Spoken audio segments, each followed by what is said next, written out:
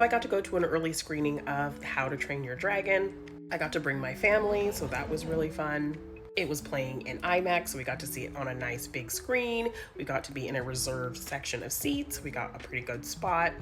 And we got a letter from the director.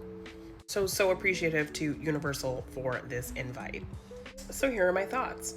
So I'll admit the How to Train Your Dragon series isn't huge on my go-to list in terms of DreamWorks animated films. Not that I think they're bad. I remember when I actually watched the first How to Train Your Dragon, I really enjoyed it. I just haven't really revisited it as much as I have other things. So I did watch the animated version again before going to see this live action remake. And I gotta say, I think this is maybe what Disney is trying to do with their live action remakes.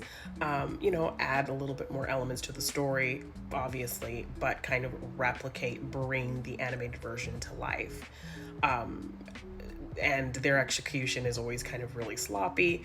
Whereas here, I think they did a beautiful job of bringing that world to life. I think the character design of the dragons still feels very animated, but like you could actually touch it, like it's really there. I think the CGI looked incredible. The flight scenes, which I think are a very important aspect of these films, were super dynamic. I think this would play really well in 4DX. Our characters felt the same as the animated versions, but still like more real and more grounded. The actors weren't trying to play it like they were animated characters. They were playing it like grounded real characters, but still leaning into the comedy and the kind of goofiness of their animated counterparts. I think this film was incredibly well cast, especially bringing Gerard Butler to come back and actually play the live action version of his character that he voiced in the animated version. All the tones meshed really well, the emotional aspects, the big action set pieces, the comedic moments.